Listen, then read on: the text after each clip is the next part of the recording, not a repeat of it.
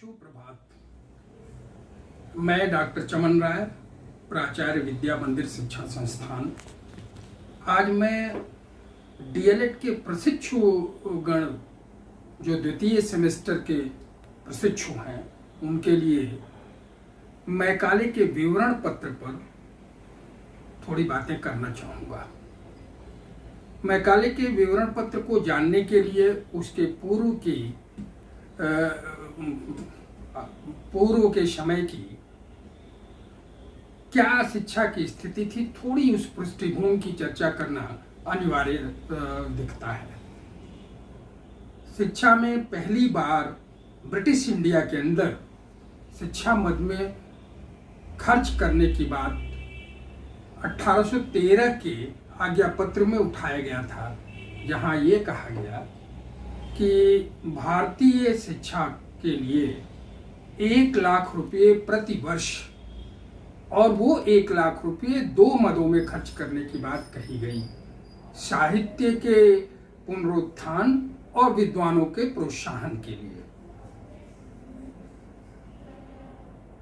इसी के साथ वो 1 लाख रुपये जो खर्च करने की बात कही गई, तो वहां ये स्पष्ट नहीं था कि किस साहित्य की, जो भारत में पूर्व से चली आ रही भारतीय शिक्षा पद्धति थी, यानी देशी पाठशालाओं में पढ़ाई जाने वाली शिक्षा पद्धति, मकतबों में पढ़ाई जाने वाली शिक्षा पद्धति, उनसे संबंधित किताबें या जो भारतीय मनीषा, चाहे वो वैदिक ग्रंथ हों, चाहे उस समय के ऐतिहासिक महाकाव्यकालीन ग्रंथ हों, या उस तरह की जितनी भी हिंदी साहित्य और जो भारत का काम है उस पे खर्च करने की बात, या उनके साहित्य के रख रखाव पुनरुत्थान के लिए बात कही गई थी, और या फिर जो नया आधुनिक ज्ञान विश्व में पाश्चात्य देशों ने और विशेषकर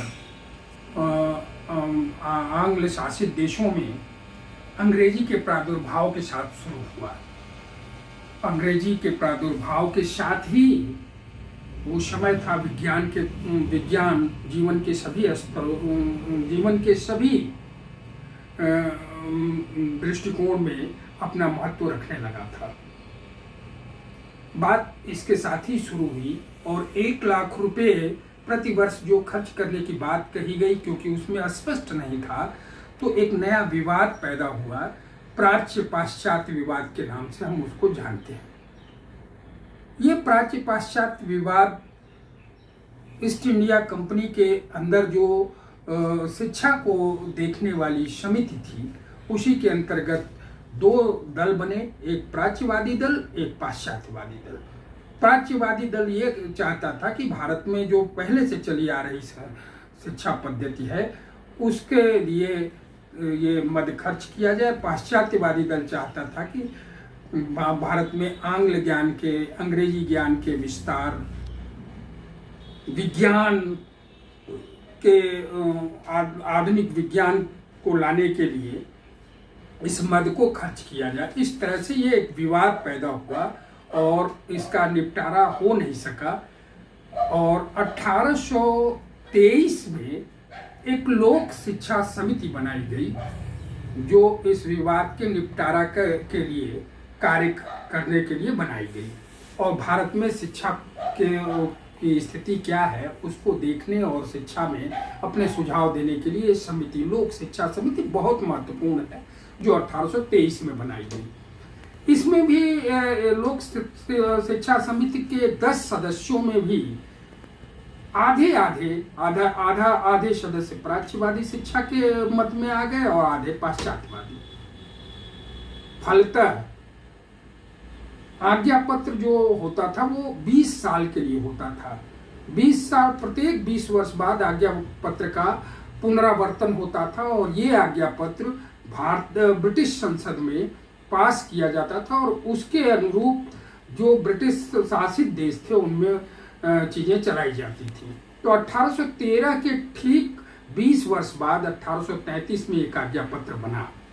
1833 में आज्ञा पत्र जो बना उसकी मुख्य बातें थी कि 1 लाख जो प्रतिवर्ष की धनराशि खर्च करने की बात थी उसको विस्तार दिया गया और कहा गया कि अब 10 लाख प्रतिवर्ष खर्च किया जाना है।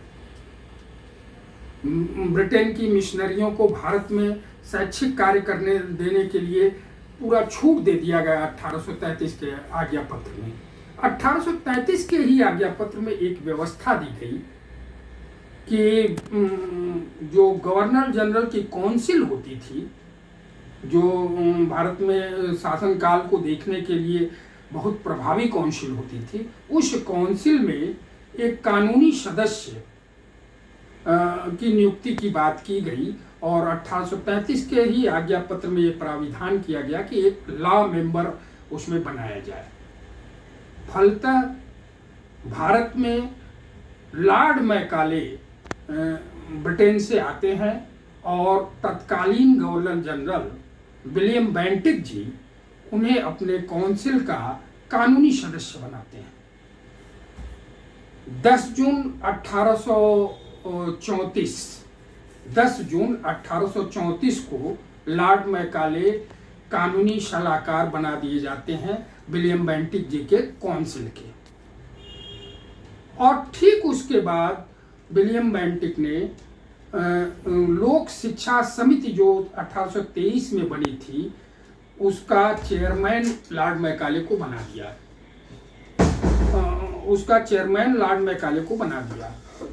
और लॉर्ड विलियम बेंटिक ने प्राच्य पाश्चात्य शिक्षा विवाद के निपटारा के लिए 2 तरह की समितियां बनाई, एक एडम्स महोदय के नेतृत्व में, एक लॉर्ड मैकाले के नेतृत्व में। लॉर्ड मैकाले को उन्होंने उस प्राच्य पाश्चात्य विवाद के निपटारा के लिए अपना विवरण पत्र बनाने के लिए, विवरण पत्र प्रस्तुत करने के लिए एक समय दिया और उन्होंने कहा कि आप इस विवाद का निपटारा करने के लिए अपना सुझाव दें, एक विवरण पत्र दें। फलतः लॉर्ड मैकाले ने इस पर काम करना शुरू किया और लॉर्ड मैकाले ने लगभग 9 माह तक इस पर सम्यक काम करते हुए एक विवरण पत्र प्रस्तुत किया जिसे हम मैकाले के विवरण पत्र के नाम से जानते हैं या मैकालेज मिनट्स के नाम से जानते हैं। मैकालेज मिनट में मिनट को मैकाले जी ने अपना ये विवरण पत्र तत्कालीन governor general Lord William Bentinck को 2 फरवरी 1835 को प्रस्तुत किया। 2 फरवरी 1835 को प्रस्तुत किया और फलतः उसके बाद गवर्नर जनरल ने उनके विवरण पत्र का अध्ययन किया और 7 मार्च 1835 को लॉर्ड मैकाले के इस विवरण पत्र को विलियम बेंटिक की स्वीकृति मिल गई और उनके इस विवरण पत्र को देश में लागू करने की बात सुनिश्चित कर दी गई। अब हम आते हैं उस चर्चा पर कि ये लॉर्ड मैकाले जिसकी चर्चा हम बार बार करते हैं, आप सभी डीएलएड के प्रशिक्षु हैं, आपने किंवदंतियों में ये सुन रखा होगा जब कोई अंग्रेजी बोलता है तो लोग कहते हैं कि अरे बड़े आप मैकाले के पिता हुए हैं। अब हमें ये जानना है सामान्य बोध के स्तर पर कि लॉर्ड मैकाले ने क्या कुछ उस विवरण पत्र में उनका था। तो अगर हम इसको प्राच्य पाश्चात्य विवाद में हुई कंट्रोवर्सी की तरफ से आगे ले चलते हैं। साहित्य के लिए किस साहित्य पर खर्चा किया जाए उसका जब मैकाले ने अपने विवरण पत्र में कहा कि ये केवल जो ये धनराशि है इसका बड़ा हिस्सा पाश्चात्य साहित्य पर खर्चा किया जाना चाहिए और भारतीय विद्वान के बारे में जो दूसरी बात प्राच्य पाश्चात्य विवाद में आती है उसके लिए लॉर्ड मैकाले ने कहा कि भारतीय विद्वान से वो आशय है जो अंग्रेजी साहित्य, इंग्लिश लिटरेचर का जानकार हो, लॉक के दर्शन का जानकार हो, मिल्टन की कविताएं जिसे आती हों या न्यूटन का भौतिक शास्त्र आता हो, कुल मिला जुला के जो नया वैज्ञानिक ज्ञान था उसके जानकार को उन्होंने भारतीय विद्वान शब्द से अभिहित किया।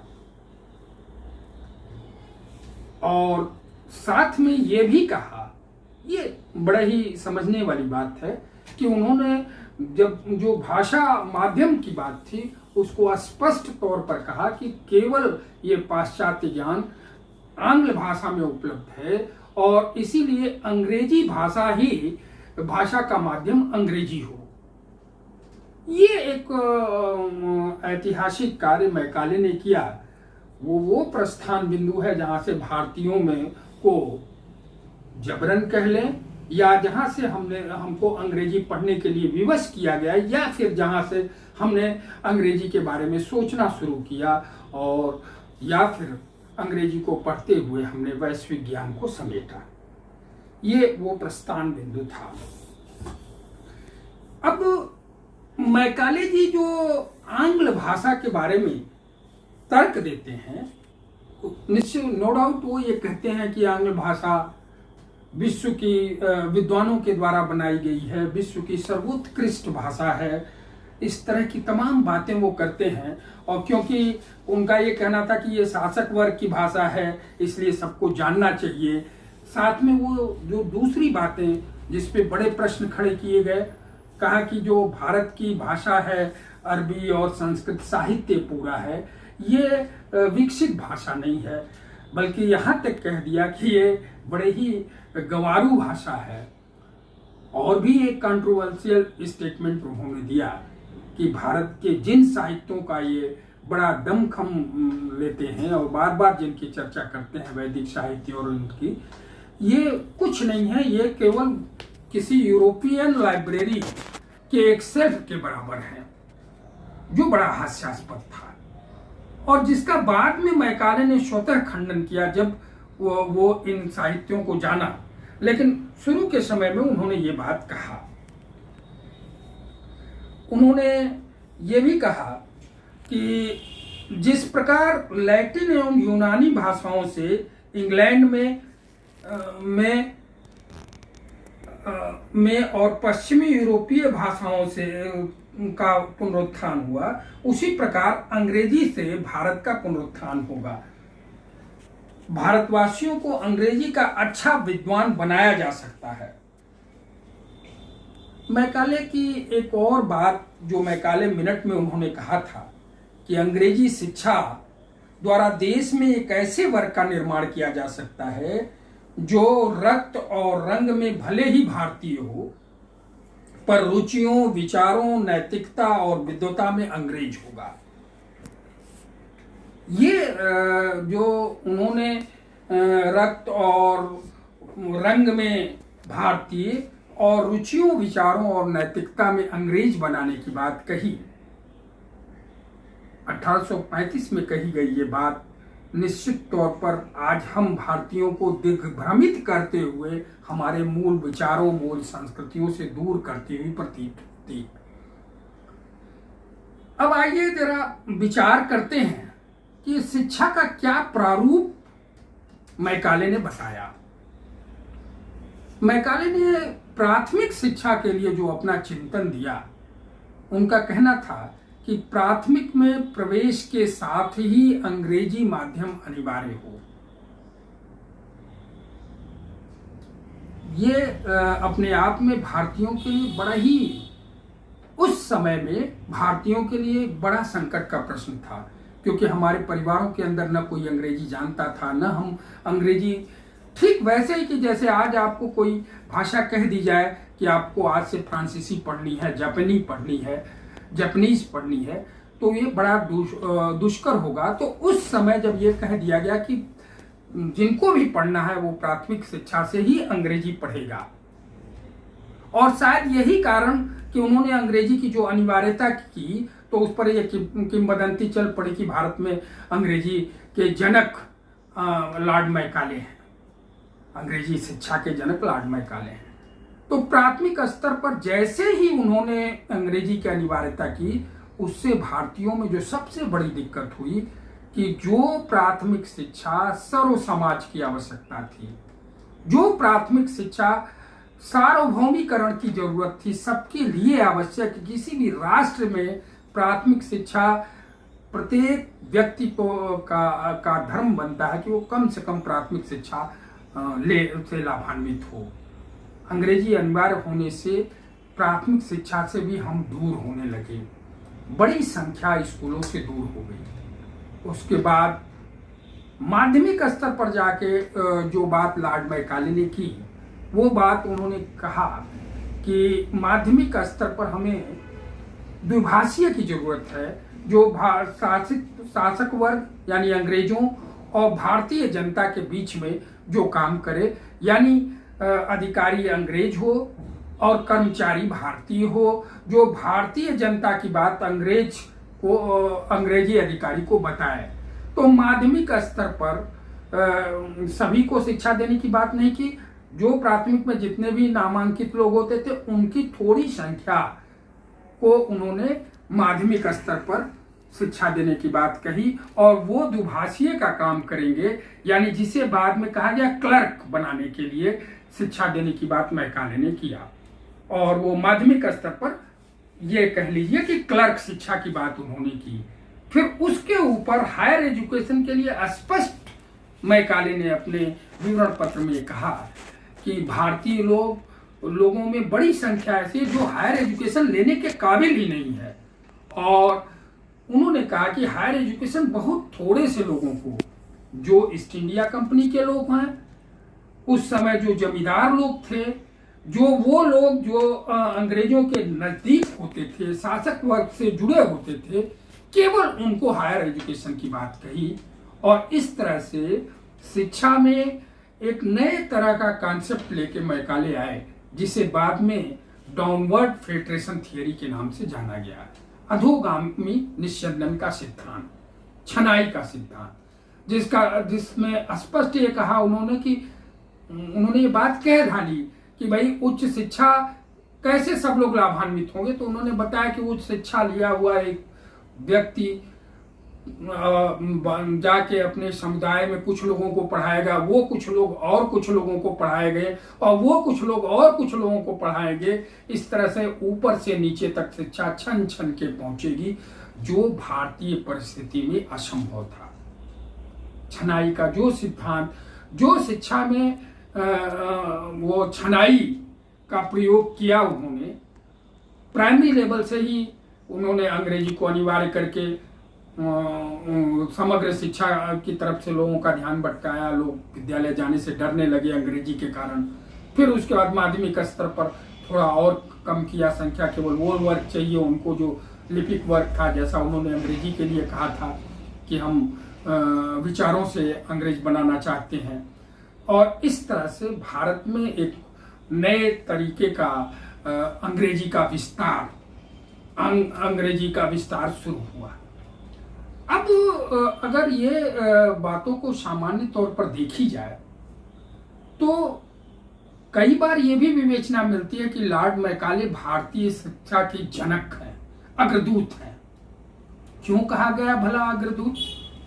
हमको लगता है कि भारतीय जनमानस में तब भी अब भी ऐसा है कि जब तक हम कोई चीज उनको एक दबाव में जबरदस्ती में नहीं शुरू कराएं, तब तक वो उस तरफ जाए ना, वो चाहे जितना। अंग्रेज कभी ये सोच के, मैकाले ने ये सोच के अंग्रेजी पढ़ाना नहीं चाहा, या गवर्नर जनरल के कानूनी सदस्य के लोग, काउंसिल के लोग, उनका ये मंशा नहीं था कि अंग्रेजी पढ़ के होशियार हो जाएंगे। उनका तो ये था कि ये अंग्रेजी नहीं पढ़ेंगे तो ज्यादा ये पीछे रह जाएंगे, और अंग्रेजी पढ़ाना इसलिए चाह रहे थे कि वो शिक्षा से दूर हो जाए।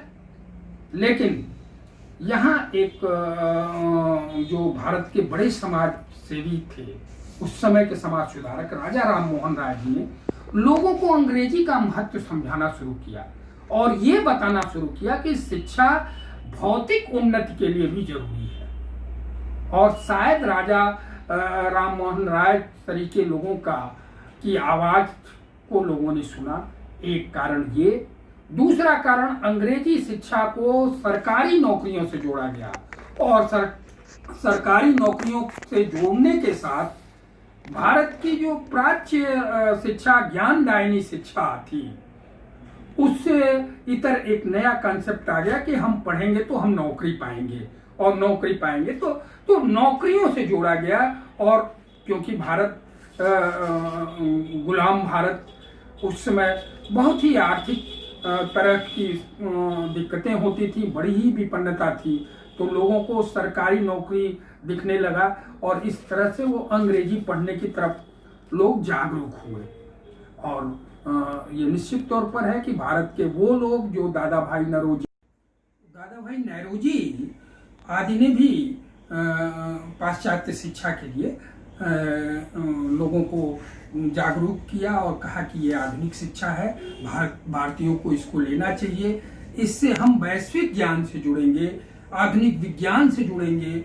और इसके पीछे एक और लॉजिक लोगों का था कि हमारे यहाँ बहुत ही ऐसी परंपराएं थी, सामाजिक परंपराएं और सामाजिक कुरीतियां थी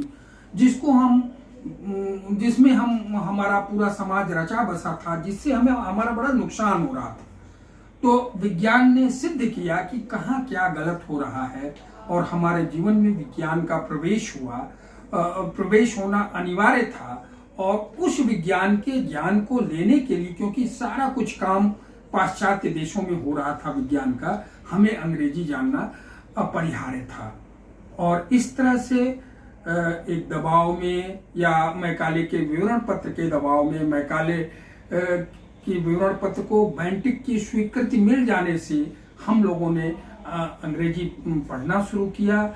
भारतवर्ष में अंग्रेजी विद्यालयों की स्थापना तेजी से शुरू हुई और लोगों का झुकाव भी अंग्रेजी की तरफ हुआ। ये बात हमने आपको बताई कि इन कारणों से मैकाले का योगदान माना जाता है। लेकिन यदि मैकाले के इस विवरण पत्र की एक समन्वित आलोचना करनी हो, तो यहीं से भारतीय शिक्षा का जो जनतांत्रिक स्वरूप था सबके लिए, उस पर आघात लगना शुरू होता है। और शिक्षा में वो एक जो वंचित वर्ग है, शिक्षा में वो एक जो जन आकांक्षाओं वाला वर्ग है, वो शिक्षा से दूर होता चला गया। निःशुल्क और अनिवार्य शिक्षा की आवाज जो भारत में अब उठने लगी थी, वो इस मैकाले के विवरण पत्र के साथ, जहां उन्होंने प्राथमिक स्तर पर ही अंग्रेजी अनिवार्य कर दी, जबकि अंग्रेजी भाषा को बिल्कुल कोई नहीं जानता था, निश्चित उस पर एक कुठाराघात हुआ। और ये शिक्षा जन सामान्य की शिक्षा से आगे बढ़ के उच्च वर्ग की शिक्षा या आर्थिक रूप से संपन्न लोगों की शिक्षा की तरफ निर्देशित करती हुई दिखाई पड़ती है, क्योंकि उन्होंने माध्यमिक स्तर पर क्लर्क बनाने के लिए, वो भी वो वर्ग जो अंग्रेजों से जुड़ा हुआ था, और उच्च शिक्षा में तो केवल जमींदार और अंग्रेजों से संबंधित लोगों को जोड़ने का प्रयास किया। और यद्यपि ये सही है कि अंग्रेजी पढ़ने के साथ हमारे यहाँ राजनीतिक जागरूकता आई, हमारे यहाँ सामाजिक जागरूकता आई, हम समझ पाए कि विश्व में क्या कुछ हो रहा है, लेकिन फिर भी भारत की अपनी संस्कृति जरूर प्रभावित हुई। और सबसे विशेष बात मैकाले की आलोचना इसकी जरूर होनी चाहिए। उन्होंने जो कह दिया कि भारत के इतिहास में के राजाओं को जान के, वहाँ दूध की नदियाँ और ये सारी बातें पढ़ के अंग्रेज लड़कियाँ हंसती हैं, और जो उन्होंने बार बार भारतीय ज्ञान का माखौल उड़ाया, वो बड़ा कहीं न कहीं से दुख देने वाला था। जो उन्होंने वैदिक साहित्य का, अरबी साहित्य का जो माखौल उड़ाया, वो दुखदायी था। और फिलहाल हमारे देश में एक नई क्रांति जरूर शुरू हुई मैकाले के साथ। हमने अंग्रेजी पढ़ना शुरू किया, हमने विश्व के साथ अपने ज्ञान को जोड़ा। और क्योंकि राजा राममोहन राय जी का वो योगदान हमेशा यहाँ याद किए जाने वाला, जहाँ उन्होंने कलकत्ता बुक सोसाइटी की स्थापना की और जो भारतीय वैदिक जितने भी साहित्य थे, जितने भी अरबी साहित्य थे, उनका अंग्रेजी में अनुवाद कराया और वो फिर उनको यूरोपीय विद्वान पढ़ सके और वो जान पाए कि भारत की महिमा क्या है और उनके ज्ञान का हिंदी में कराया। ये बड़ा बड़ा भारी योगदान राजा राम मोहन राय ने कराया और इस तरह से लोग अंग्रेजी पढ़ने की तरफ अग्रसर हुए। धन्यवाद। आप सबका दिन शुभ हो।